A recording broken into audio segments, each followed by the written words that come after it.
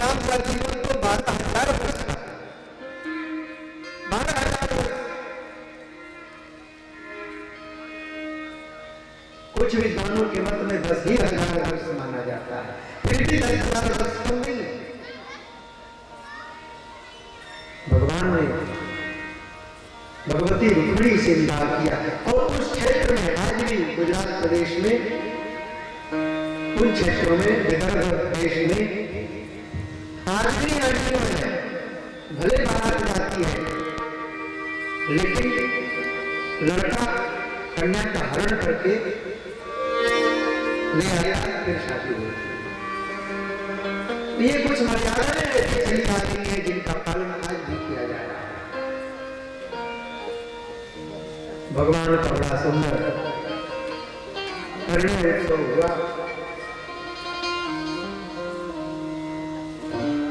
और भगवान के प्रथम पुत्र के रूप में प्रद्युम्न जी महाराज का अवतार हुआ। बोलिए प्रद्युम्न महाराज की। ये प्रद्युम्न जी महाराज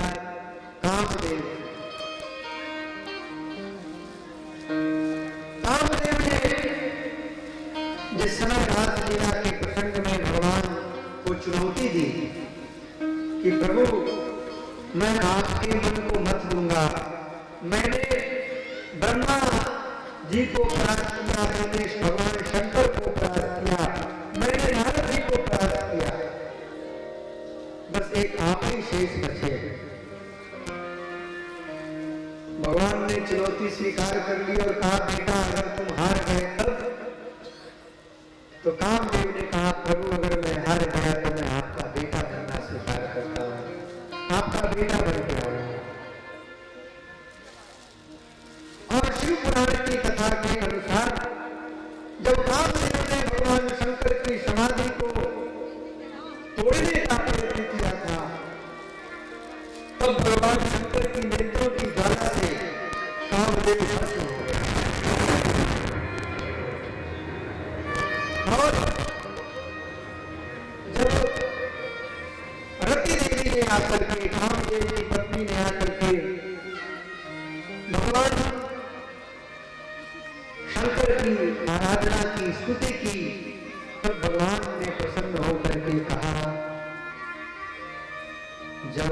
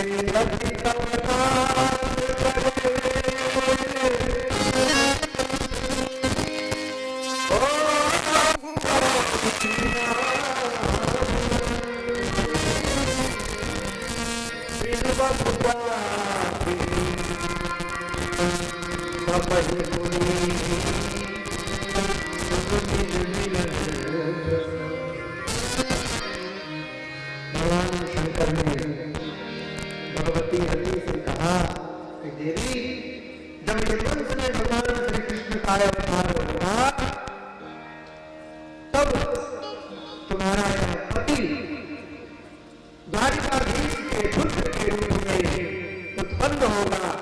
आज भी द्वारिकाधीश के पुत्र के रूप में साक्षात कौन प्रद्युम्न के रूप में उत्पन्न हुआ है। बोलिए प्रद्युम्न महाराज की जय, द्वारिकाधीश भगवान की जय। प्रद्युम्न जी का जन्म हुआ, शंबरासुर ने प्रद्युम्न जी का हरण कर लिया। बाद में जब नारद जी ने भगवान को बुलाया,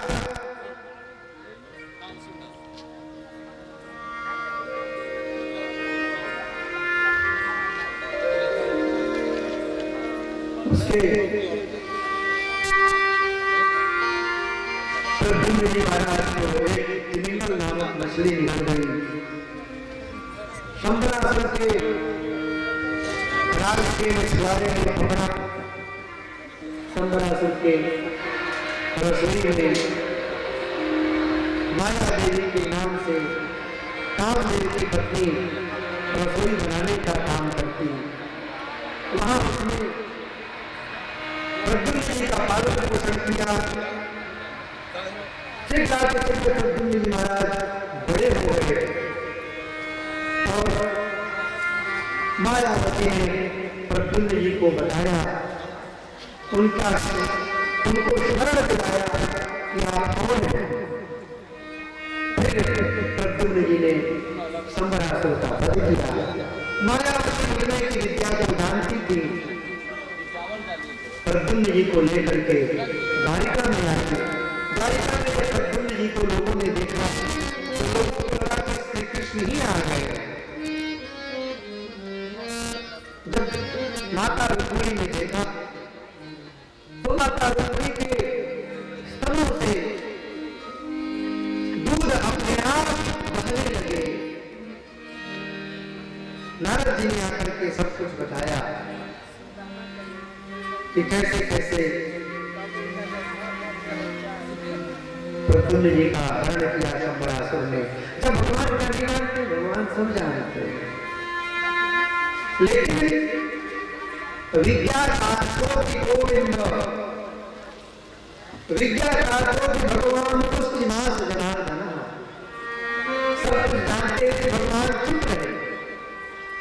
नारद और नारद जी ने सारी घटना बताई।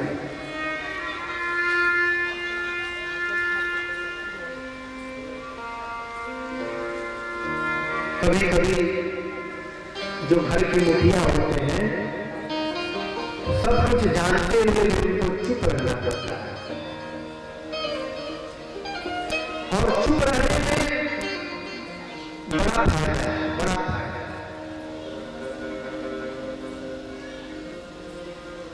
एक लखनऊ के शायर ने एक गजल लिखी। उस गजल में उसने कहा कि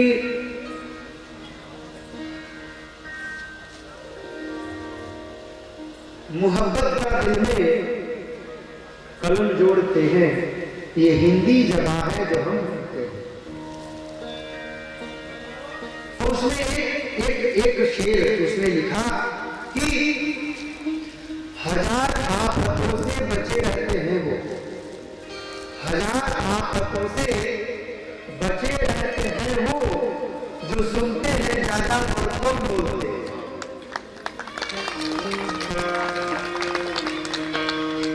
हजार आफतों से बचे रहते हैं जो सुनते हैं ज्यादा और कम बोलते हैं। भगवान सबको जानने वाले हैं, लेकिन कहाँ बोलना है भगवान भी बहुत समझ के बोलते हैं। और महाराज सबको बोलना नहीं आता, सबको बोलना नहीं आता। श्रवण, नयन, मुख, नासिका सबको एक ही भाव। समझ में आ रही है बात? समझ में आ रही है? बोलिए जय श्री राधे। अंतिम दिन है, जोर से बोलिए जय श्री राधे। आज विश्राम दिवस है।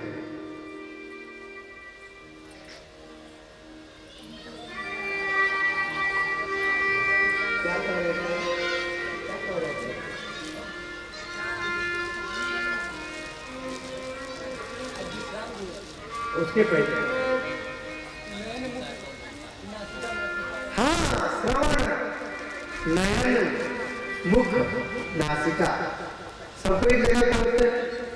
किसी का ऐसा तो नहीं कि पीछे होता हो। कुछ लोगों के नाक पीछे होते हैं क्या? नहीं होते हैं, आगे ही होते हैं। क्यों पीछे नहीं होते हैं? नाक पीछे इसलिए नहीं होते हैं कि पीछे होंगे तो कोई भी पीछे से आगे काट सकता है, काट सकता है।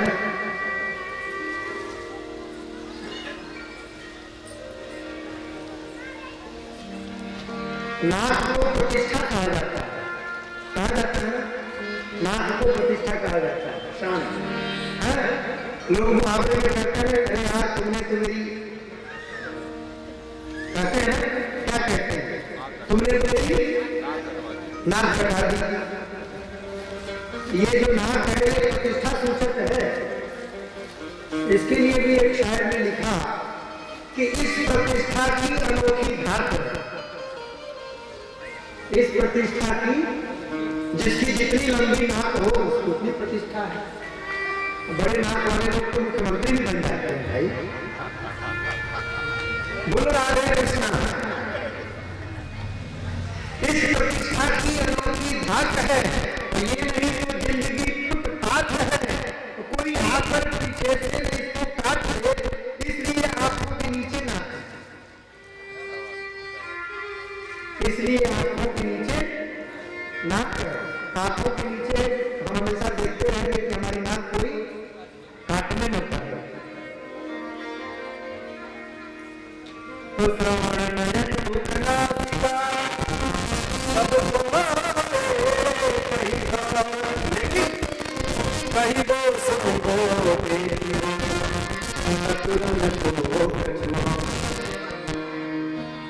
कहना सुनना देखना सबको नहीं आता। बड़े राग के साथ हैं लोग जिनको बोलने,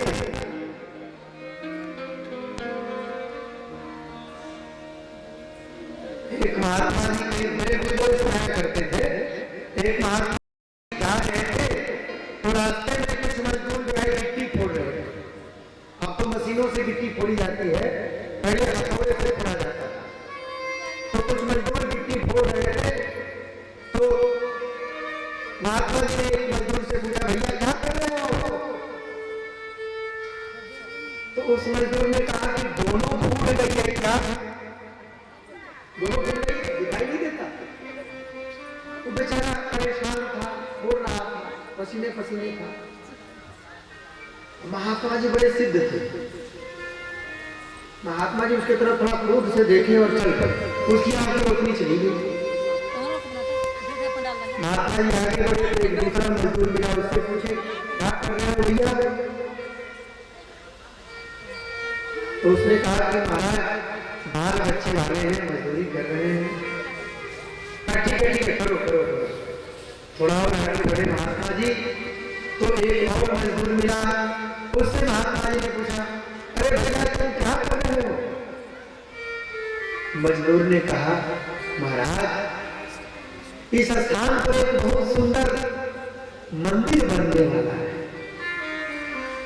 उस मंदिर के लिए गिट्टी फोड़ी जा रही है, गिट्टी तोड़े जा रहे हैं। और भगवान ने अपने मंदिर के निर्माण कार्य में मुझे भी निमित्त बना लिया है, मुझे भी अपना माध्यम बना लिया। कितना सुंदर उत्तर दिया। तो सबको बोलने नहीं आता।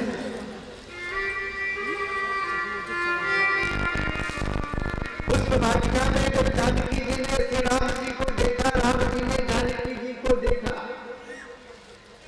देखकर राम जी को जनक नंदिनी चारों मुखिया लड़ी रह गई।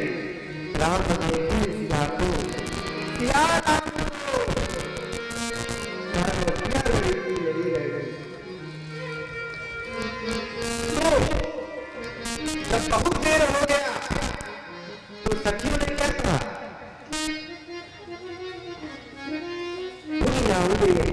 काली हस करी मन हसी काली।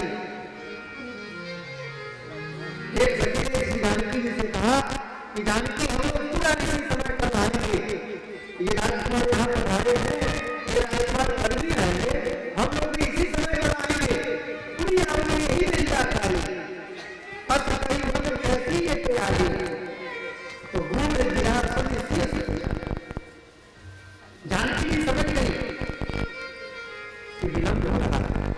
ये मेरी सहेली इस प्रकार तुमने कर रही है, भूल गिरा सत्य सकुचारी भयम विलंब जानकी जी है, जगत जननी है, जगत सुता, जगत जननी जानकी अतिशय प्रिय करुणा निधान की ताके छबल बनाओ जास कृपा निरंतर पाऊ। भगवती है, जगत जननी है, लेकिन उनको भी अपनी माता का भय है, विलंब हो रहा है। चल अब सखी ऐसे भी तो बोल सकती थी कि अरे जानकी जल्दी जल्दी चलो, माता जी नाराज नहीं होंगी, गुस्सा करेंगी, देर हो रही है। लेकिन कितना बढ़िया बोला है उस सखी ने, पुण्य आऊंगे विद्या। फिर कल इसी समय आएंगे जानकी, कल जी बढ़ के फिर से भगवान को देख लेना।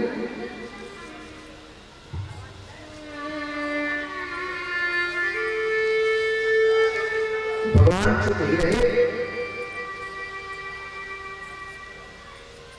एक समय की बात है, भगवान अपने सुधर्मा सभा में बैठे हुए थे।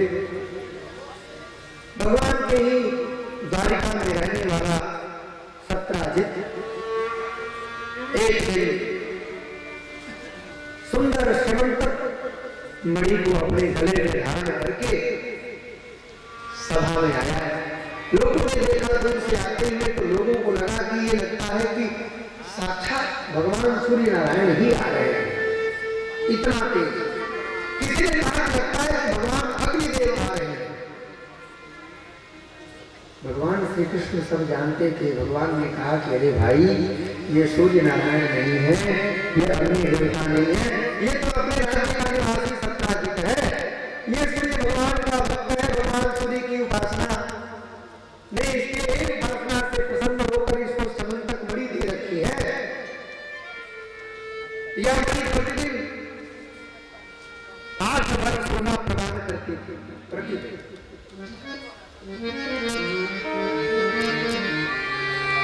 भगवान ने कहा कि ये सत्राजित है।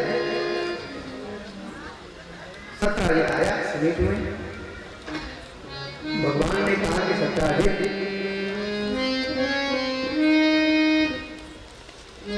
ऐसी अमूल्य मणि किसी सामान्य नागरिक के पास नहीं होनी चाहिए। अगर किसी सामान्य नागरिक के पास हो तो उसको अनेक प्रकार के खतरे होते हैं। हम लोगों के पास अगर छोटे मोटे आभूषण होते हैं, छोटा मोटा अगर हीरा हो हमारे पास, तो हम लोग उसको कितना संभाल करके गोदरेज की अलमारी में लॉकर के भीतर लॉकर संभाल के रखते हैं। नहीं तो फिर आजकल बैंकों में भी लॉकर है, तो बैंक के लॉकर में ले जाकर के रखते हैं। घर पर रहे तो चोरी हो जाए। बहुत पहले की बात है, सेठ जी थे, उनके जो दांत टूट गए थे तो वे सोने का दांत लगवाए थे। रास्ते में एक दिन जा रहे थे, चोरों को मालूम था कि एक सेठ जी ने सोने का दांत लगवाया है। महाराज रास्ते में चोरों ने सेठ जी को पटक करके दांत तोड़ दिए। सोने के तो दांत टूट ही गए, जो असली वाले दांत थे वो भी कुछ के कुछ टूट गए। तो ऐसी चीजें राजकोष में होनी चाहिए, ऐसा भगवान ने कहा। सत्राजित मुस्कुराया, अपने घर चला गया। सत्राजित का छोटा भाई का प्रसेनजीत अपने भाई को बड़ा प्रेम करता था। सत्राजित तो एक दिन प्रसेनजीत उस समंतक मणि को बांध करके जंगल में शिकार खेलने गया और जंगल में शेर ने उसको मार दिया। कई दिनों तक जब प्रसेनजीत नहीं आया, तब सत्राजित ने भगवान श्री द्वारिकाधीश पर ही मिथ्या अभियोग लगा दिया कि श्री कृष्ण ने ही हमारे भाई को मार करके समंतक मणि ले ली है। और ये मिथ्या आरोप सुनने के बाद भगवान श्री कृष्ण अपने कुछ साथियों को लेकर के चल पड़े समंतक मणि की तलाश में। और वन में जाकर के देखा एक स्थान पर प्रसेनजीत मरा पड़ा है, उसका घोड़ा मरा पड़ा है। वहां से आगे शेर के पद चिन्ह, उससे भगवान आगे बढ़े तो शेर भी मरा पड़ा मिला। फिर वहां से एक भालू के पद चिन्ह दिखाई पड़े। उन पद चिन्हों का पीछा करते करते भगवान एक कंदरा के समीप पहुंच गए। अक्रूर आदि भगवान के साथ आए हुए थे। भगवान ने उनसे कहा कि लगता है तुम जीव जिसने शमंतक मणि को अपने पास रखा है तो वह इसी कंदरा में गया है। आप लोग इसी कंदरा के बाहर 10 दिन तक हमारी प्रतीक्षा करो। अगर मैं 10 दिन तक न आऊं तो आप सब यहां से अपने पुर को नगर को चले जाना। भगवान अंदर प्रविष्ट हुए, अंदर चलते गए चलते गए चलते गए। अंदर जाकर के भगवान ने देखा कि एक छोटे से भालू शावक ने हाथ में शमंतक मणि को ले रखा है। तो भगवान ने शमंतक मणि लेना चाहा, भालू का वह बच्चा रोने लगा। उसकी आवाज को सुनकर के उसका पिता दौड़ा दौड़ा आया और उसने आकर के भगवान श्री कृष्ण से भयंकर युद्ध किया, घोर संग्राम हुआ। महाराज 28 दिनों तक युद्ध चलता है। वृक्ष उखाड़ करके वह परीक्षित भगवान को मारता। भगवान श्री कृष्ण अपनी गदा के चोट से वृक्षों को तोड़ देते, चट्टान उठा करके मारता। भगवान अपने हाथ के प्रहार से चट्टान को तोड़ देते। भयंकर संग्राम। 28वें दिन जब यह वृक्ष या भालू पसीने पसीने हो गया, थक गया, तब यह हाथ लेकर के भगवान के सम्मुख खड़ा हो गया। बोलिए द्वारकाधीश भगवान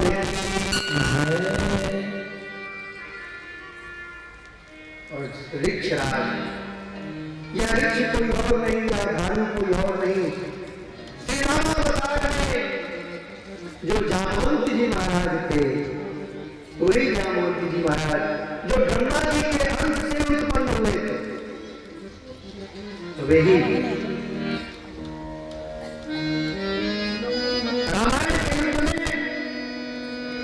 इतना लड़े उनके हाथों की खुजली नहीं मिटी। एक दिन रामायण युद्ध के बाद ऋक्षराज हाथों में ऐसे खुजली कर रहे थे, भगवान ने देख लिया। भगवान ने कहा कि जामवंत जी क्या बात है? कहा प्रभु बड़े बड़े घोर भयंकर भयंकर राक्षस आए युद्ध करने के लिए, लेकिन अपने टक्कर कोई नहीं मिला। रावण भी था प्रभु, लेकिन मैंने एक घूसा उसको दिया तो उसका दर्द जो है 3 किलोमीटर पीछे चला गया, बेहोश हो गया। घंटे बाद उसकी मूर्छा टूटी है। अपने हाथों की तो खुजली नहीं। भगवान ने कहा कि जामवंत जी महाराज चिंता मत करो, द्वापर युग में जब मैं श्री कृष्ण के रूप में अवतार लूंगा तो आप मिलना, उस समय आपके हाथों की खुजली को मैं ठीक करूंगा। और आज भगवान ने जामवंत जी की खुजली को ठीक कर दिया। घूसे घूसा भगवान इतना मारे कि जामवंत जी महाराज एकदम पानी हो गए, ठीक हो गए। प्रभु मैं जान गया कि आप हमारे प्रभु श्री रामचंद्र जी हैं।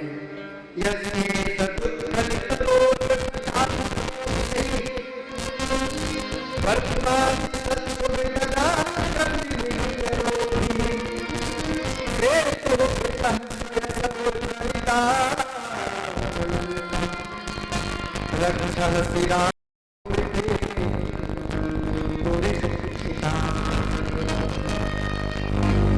जिन आप प्रभु ने की स्थापना की, और जब आप वायु का प्रहार करते थे, जब मैं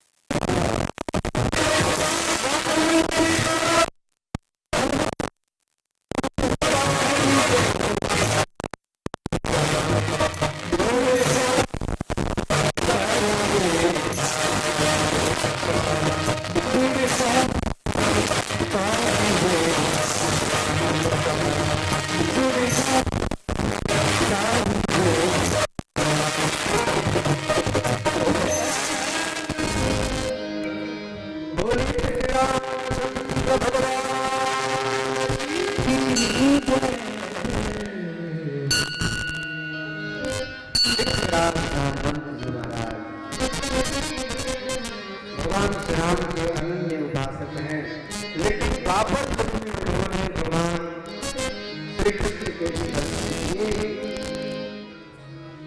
भगवान से पूछा, प्रभु गंगा को पार करते हुए इस भयंकर गंगा में कैसे आगमन हुआ? भगवान ने सारी कथा बताई।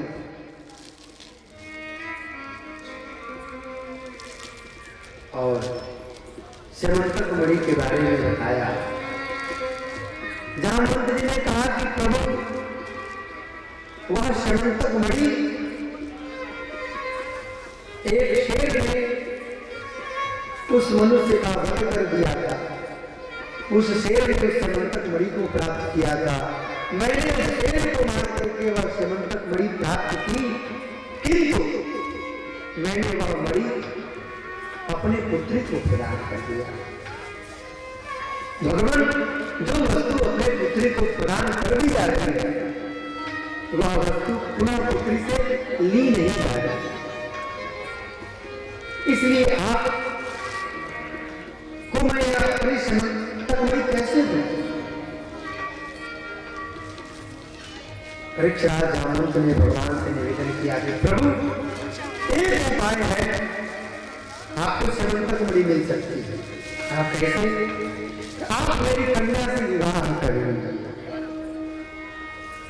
कन्या धन भी आपको प्राप्त हो जाएगी और समंतक मणि भी आपको प्राप्त हो जाएगी। मेरी बेटी आपके घर आएगी तो मणि अपने साथ आएगी, या मान लीजिएगा कि वह मणि आपको दहेज के रूप में प्राप्त होगी। बोलिए द्वारकाधीश भगवान जय।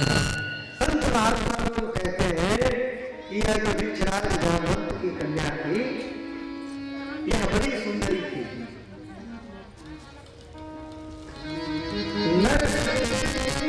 नारी स्वरूपा थी।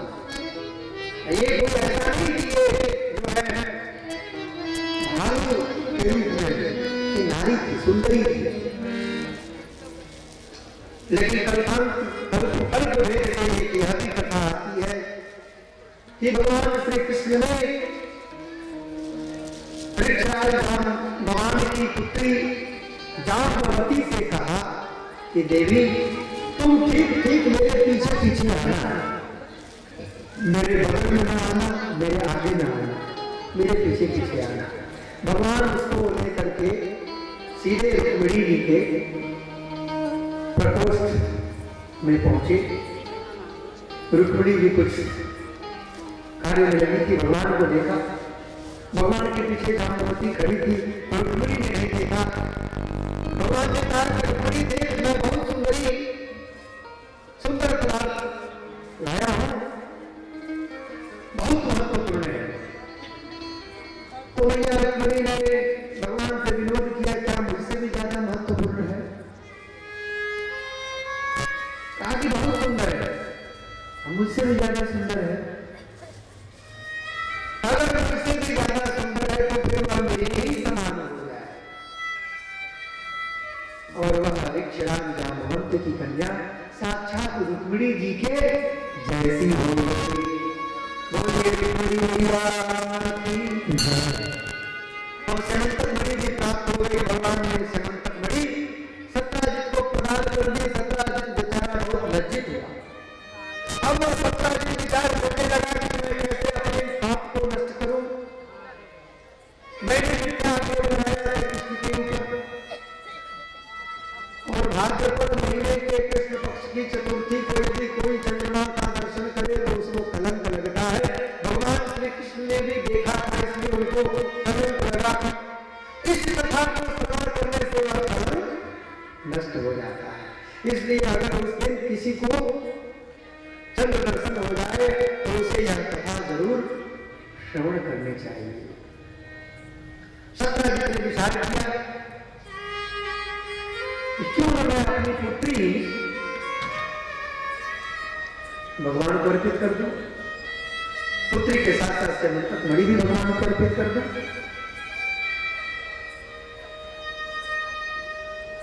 और सत्राजित ने अपनी कन्या का विवाह भगवान श्री वासुदेव से कर दिया। उसने पहले कहा रखा था शतधन्वा को कि मैं अपनी कन्या का विवाह तुमसे करूंगा, लेकिन वर्तमान स्थितियों परिस्थितियों को देखते हुए उसने अपनी कन्या का विवाह द्वारिकाधीश से कर दिया। अभी 3 विवाह हुए हैं महाराज, अभी 16,105 बाकी हैं। कराए ना, कराते हैं कथा, भले 2-4 दिन और चले, आज ही करा देंगे। एकदम निश्चिंत बैठिए, आज ही सब विवाह हो जाएंगे। सत्यभामा का विवाह भगवान से हो गया।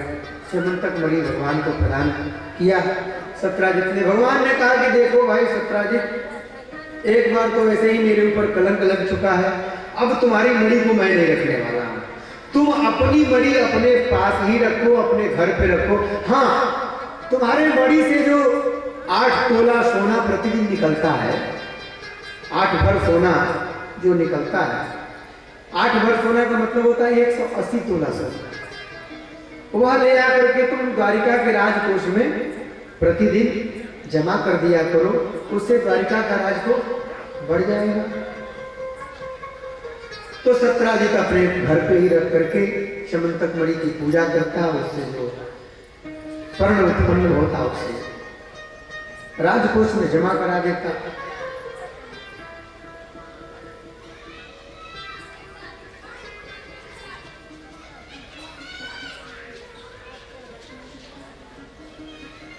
सतधन्वा ने प्रतिज्ञा तोड़ने के फलस्वरूप, जो सत्राजित ने प्रतिज्ञा लिया था कि मैं अपनी कन्या का विवाह करूंगा तुमसे, उस प्रतिज्ञा को तोड़ने के फलस्वरूप रात्रि के समय में जब सत्राजित सो रहा था तो सत्राजित की हत्या कर दी।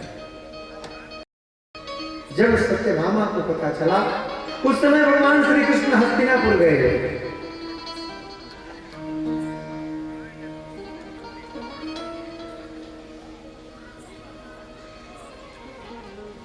भगवती सत्यभामा रोते हुए पहुंची भगवान श्री कृष्ण के पास। भगवान को सारी बात बताई कि ऐसे ऐसे ऐसे ऐसे आपके ससुर जी की हत्या हो गई। भगवान बड़े दुखी होते हैं और लौट करके आते हैं द्वारिका। सतधन्वा का पीछा करते हैं। सतधन्वा ने वह मणि ले रखी थी अपने पास, वह मणि उसने अक्रूर जी को दे दी। अक्रूर कृतवर्मा भी उस मणि को लेकर के भगे। बहुत दिनों तक अक्रूर जी महाराज आकर के काशी में रहे, काशी में निवास किया अक्रूर जी। भगवान श्री कृष्ण ने सतधन्वा का पीछा किया, बलराम जी और श्री कृष्ण ने। भागते भागते भागते भागते सतधन्वा पहुंच गया जनकपुर। जनकपुर में जाकर के भगवान ने सतधन्वा का वध किया। उसके कपड़ों को टटोला, देखा कि इसमें मणि होगी, लेकिन वहां मणि नहीं मिली। भगवान ने कहा कि आखिर मणि गई कहां? बलराम जी ने कहा कि नहीं, आप मणि चाहे जहां भी गई हो, मैं जनकपुर में आया हूं। जो मिथिलाधिपति है, मिथिला के जो महाराज हैं, मेरे मित्र हैं, अब तो मैं कुछ दिन उन्हीं के यहाँ रहूंगा, तुम लौट जाओ द्वारिका। भगवान श्री कृष्ण द्वारिका आ गए और बलराम जी महाराज कुछ दिनों तक मिथिला में ही रहे। जब श्री बलराम जी महाराज मिथिला में निवास कर रहे थे, उसी समय शकुनी मामा के कहने पर दुर्योधन मिथिला में पहुंच करके बलराम जी से उसने गदा विद्या सीखी। भगवान श्री कृष्ण द्वारिका आए, अक्रूर जी का पता लगाया। पता चला कि अक्रूर जी महाराज काशी नरेश के यहाँ रह रहे हैं। अक्रूर जी महाराज स्वफल्क के पुत्र थे। स्वफल्क नाम के जो ऋषि थे, उनकी ऐसी महिमा थी कि वो जहां रहते थे वहां पे पृथ्वी एकदम हरी भरी रहती थी। वहां अपने आप समय पर वृष्टि होती थी और यही गुण अक्रूर जी महाराज में भी था। तो भगवान ने अक्रूर जी को अपने दूतों के माध्यम से बुलाया कि अक्रूर जी, आप निश्चिंत होकर के द्वारिका आइए, आपके न रहने से यहाँ पर वृष्टि नहीं हो रही है। भगवान अपने भक्तों की महिमा को भी प्रकट करते हैं और भक्त की महिमा को प्रकट करने की यह लीला है कि भगवान ने अक्रूर जी को बुला करके बहुत मान और सम्मान दिया। एक बार भगवान श्री कृष्ण इंद्रप्रस्थ पांडवों के यहां गए थे। अर्जुन के साथ भगवान यमुना के तट पर विहार कर रहे थे। वहीं पर एक सुंदरी स्त्री को तपस्यारत देखा। भगवान ने अर्जुन से कहा कि अर्जुन, जाओ जरा पता करो कि ये सुंदरी कौन है। अर्जुन गए। अर्जुन ने जाके पूछा, हे देवी, आप कौन हो, यहाँ क्या कर रही हो, कैसी अवस्था तुमने अपनी बना रखी है। तो उस देवी ने कहा अहम देवस्य सवितुर्दुहिता प्रतिवीक्षति विष्णुवरेण्यं वरदं तपः परममास्थिता। मैं भगवान सूर्य देव की पुत्री, मेरा नाम कालिंदी है और मैं भगवान श्री विष्णु से ब्याह करना चाहती थी, उनको पति रूप में प्राप्त करना चाहती थी। लेकिन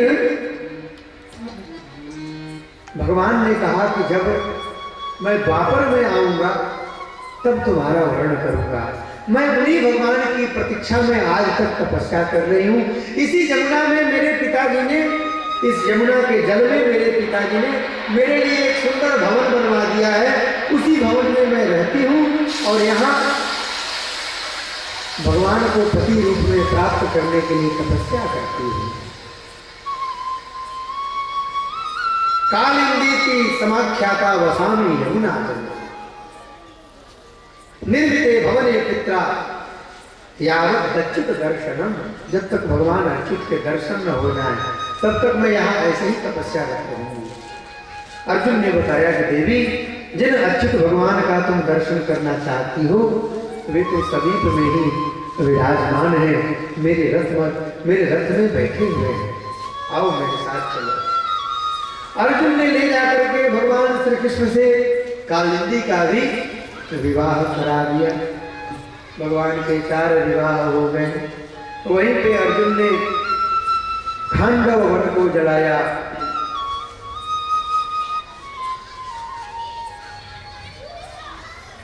पुनः विंद अनुविंद की एक बहन थी जिसका नाम मित्रवृंदा था।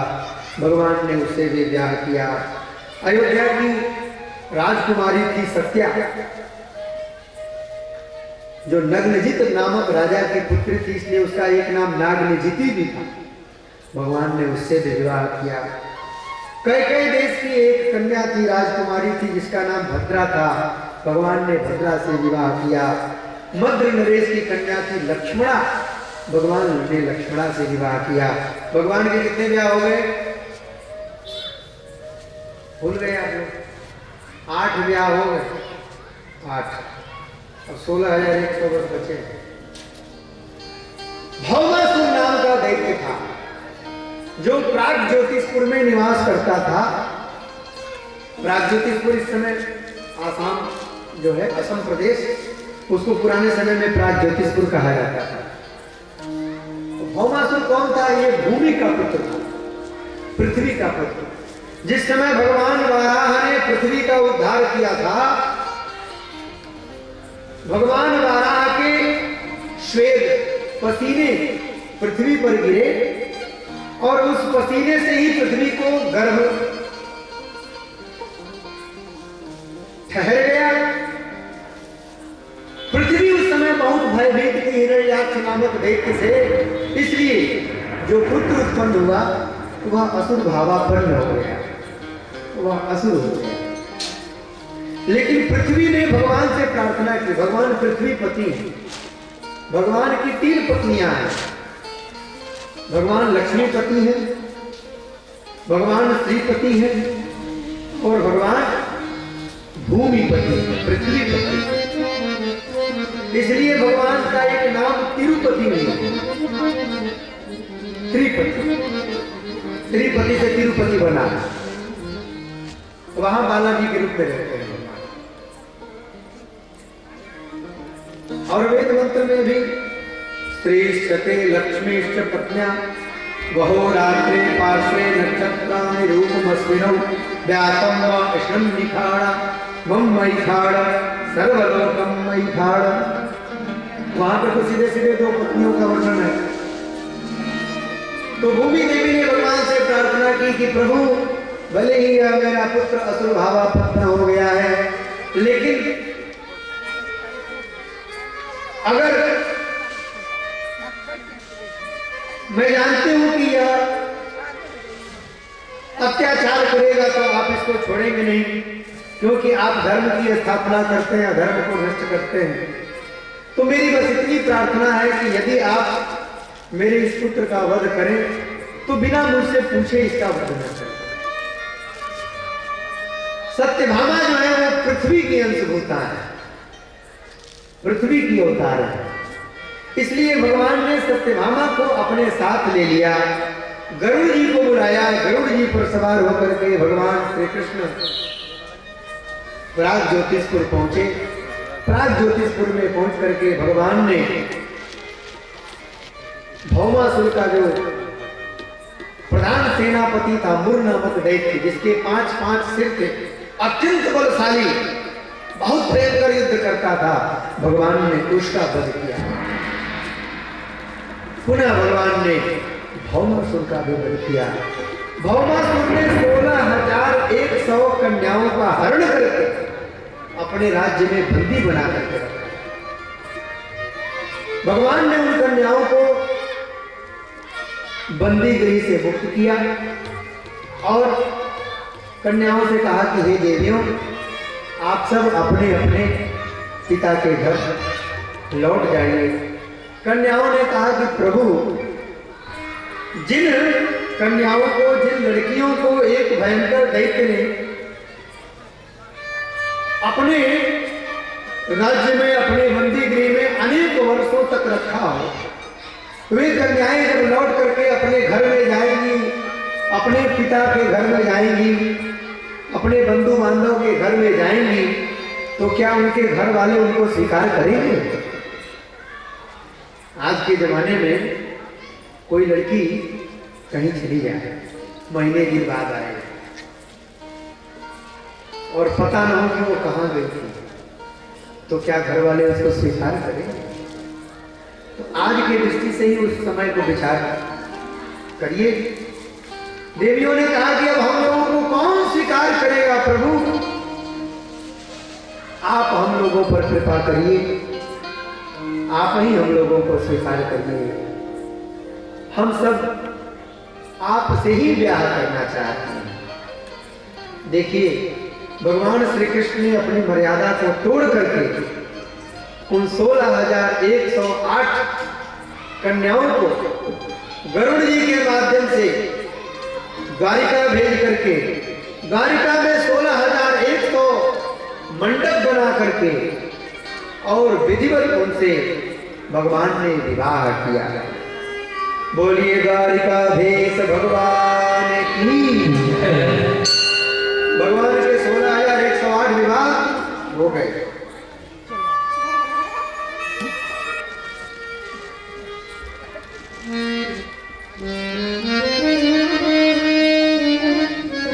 भौमासुर ने माता अदिति के कुंडलों को भी हरण करके रखा था। भगवान ने उन कुंडलों को पहुंचाया, स्वर्गलोक में जाकर के माता अदिति को प्रदान किया। एक बार भगवान श्री कृष्ण अपने राजप्रसाद में रुक्मिणी जी के कक्ष में पलंग पर बैठे हुए थे और पलंग पर बैठे बैठे भगवान श्री कृष्ण को विनोद करने की सूझी, मजाक करने की सूझी, तो रुक्मिणी से कहा कि रुक्मिणी, तुम इतनी सुंदरी हो और तुमको प्राप्त करने के लिए शिशुपाल, जरासंध, बड़े बड़े राजा, बड़े बड़े नृत्य तुमको प्राप्त करने के लिए आए थे, लेकिन तुमने इस अहिर के छोरे को, ग्वारिये को, जिसको लोग कहते हैं कि ग्वाला है, चोर है, उस चोर से तुमने शादी की।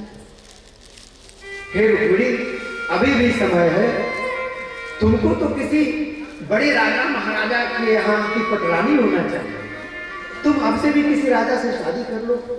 रुक्मिणी मैया ने जब सुना तो रुक्मिणी मैया के हाथ पांव कांपने लगे। भगवान श्री सुखदेव जी महाराज वर्णन करते हैं,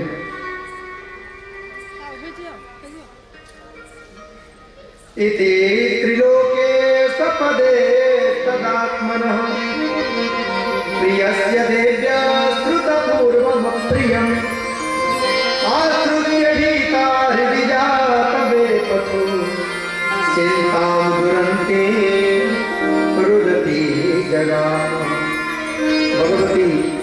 रुक्मिणी को बड़ी चिंता हुई, बड़ा क्लेश हुआ कि भगवान आज ये क्या कर रहे हैं मुझसे। पदा सुजातेन नकारुरस्त्रिया, अपने कोमल चरणों के नख से भगवती रुक्मिणी धरती को कुरेदने लगे। भुवं लिखन्त्यश्रुके अश्रुविरञ्जनासितैः,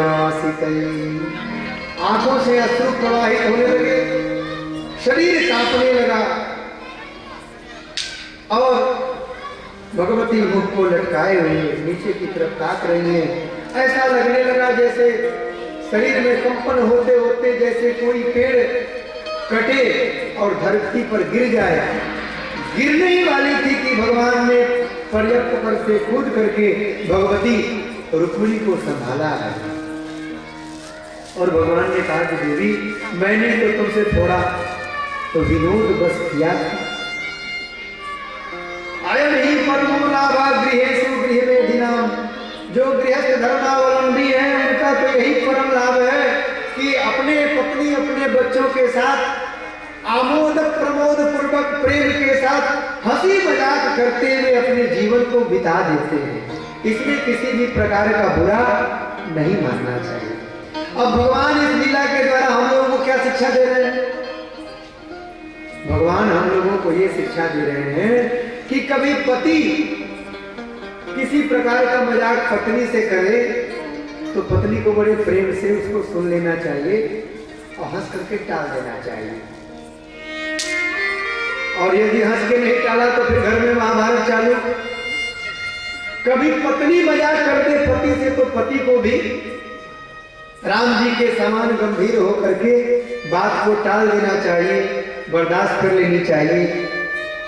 जिस तरह रथ के दो पहिए होते हैं तो रथ के दोनों पहिए जब बराबर चलते हैं तो रथ ठीक ठीक चलता है। अगर पहिए बराबर न चले तो रथ ठीक ठीक नहीं चलता। उसी तरह से गृहस्थी की जो गाड़ी है उस गाड़ी के दो पहिए हैं, पति और पत्नी। ये पति पत्नी जब समान रूप से ठीक ठीक चलते हैं तो गृहस्थी की गाड़ी बहुत अच्छी चलती है। अगर पत्नी पति में बड़े खटपट होने लगे, लोग कहते हैं ना घर में होने लगे खटपट तो चल बाबा जी के मठ। कुछ लोग होते हैं ना पत्नी से झगड़ा हुआ तो कहेंगे जा थी हम अब जा ठीक हो हम अब जा थी, हाँ हरिद्वार जाते अब हम देख ले रहे वृंदावन में देख ले रहे कमरा देख ले रहे। अयोध्या जी के थे महात्मा जी उमर और कहले उमर की चले आया महाराज हो रही है।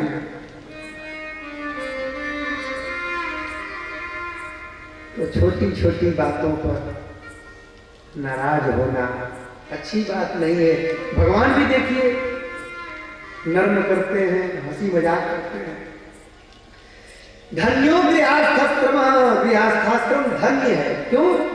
क्योंकि यह गृहस्थाश्रम जो है यह 3 आश्रमों को पोषण देने वाला है। ब्रह्मचारी भिक्षा मांगने कहां जाते थे? गृहस्थों के यहाँ। वानप्रस्थी भिक्षा मांगने कहां जाते थे? गृहस्थों के यहाँ। सन्यासी भिक्षा मांगने कहां जाते थे? गृहस्थों के यहाँ। तो गृहस्थाश्रम सबसे ज्यादा धन्य है। घर में रह करके अगर हम भजन कर रहे हैं प्रेम पूर्वक, यह मान करके कि जाही विधि राखे राम ताही विधि रहिए, सीताराम सीताराम सीताराम कहिए, तो घर ही हमारा वृंदावन है, घर ही हमारा अयोध्या है, घर ही हमारा हरिद्वार है। नहीं तो घर के मारे बन गए, वन मारे कह जाए, शांति नहीं मिलेगी महाराज। क्रोध में जब घर छोड़ेंगे ना तो घर की याद आएगी। अगर वास्तविक वैराग्य होगा तो घर छोड़ेंगे तो फिर घर की याद नहीं आएगी। महात्मा बुद्ध को वास्तविक वैराग्य हुआ था, भगवान शंकराचार्य को, आदि जगत गुरु शंकराचार्य को तीव्र वैराग्य हुआ था, इसलिए उनको घर की याद नहीं आई। भगवती रुक्मिणी कहती हैं, यद्वांछया नृपशिखामणयो गवैन्यो जायन्त नाहुसदया दयैकपत्न्यम् राज्यं विसृज्य विविशुर्वनमम्बुजाक्ष सीदन्ति तेनुपदविं तर्ह्यास्तिताः। महाराज, जिन आपके चरण कमलों को प्राप्त करने के लिए बड़े बड़े सम्राट, चक्रवर्ती सम्राट, महाराज अंग, महाराज पृथु, महाराज नाभि, महाराज नहुस, महाराज गय, इन लोगों ने अपने राज्य स्त्री का त्याग कर दिया और वन में जाकर के वैराग्य को धारण करके आपका भजन करने लगे कि आपके चरण कमलों की प्राप्ति हो जाए। ऐसे आपके मंगलमय चरण जो मुझे सहज ही प्राप्त हैं, ऐसे चरण कमलों को छोड़ करके मेरी गति दूसरी जगह नहीं है प्रभु। ये आप ही की कृपा है कि आपने मुझे स्वीकार करके रखा।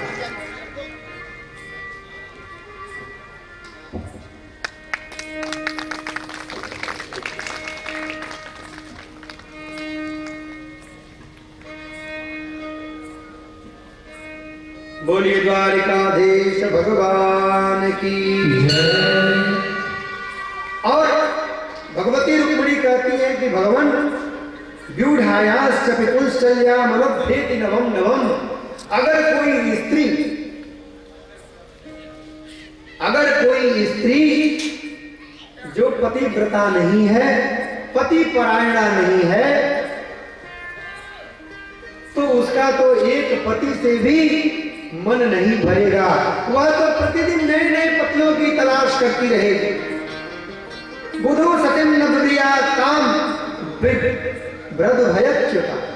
हे भगवान, ऐसी जो स्त्रियां होती हैं वे इस लोक को भी नष्ट करती हैं और अपने परलोक को भी नष्ट करती हैं। यान यान काम ऐसे कामान मय्य कामाय भामिनी संत ये कांत भक्ताया सब कल्याण। भगवान रुक्मिणी और भगवान का बहुत सुंदर संवाद होता है। अब इस प्रकार भगवान के 16,108 विवाह हुए और प्रत्येक पत्नी से भगवान के 10-10 पुत्र हुए। 16,108 पत्नियों से 10-10 पुत्र हुए और भगवान का परिवार बड़ा विस्तृत हुआ। 1,61,000 80 तो केवल भगवान के पुत्र हुए। कितने पुत्र हुए? 1,61,080। अब ये पुत्र अगर अपने मौसियों के घर जाएं, एक एक दिन भी रहें, तो 16,108 दिन लगेगा।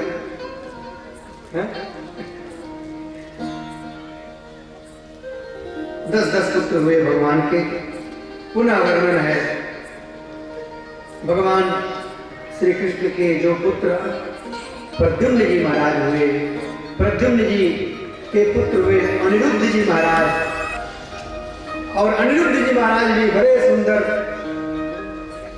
बाणासुर की पुत्री उषा, उषा ने स्वप्न में अनिरुद्ध का दर्शन किया, अपनी सखी चित्रलेखा को बताया। चित्रलेखा आकाश मार्ग से गई और अनिरुद्ध जी को द्वारिका से लेकर के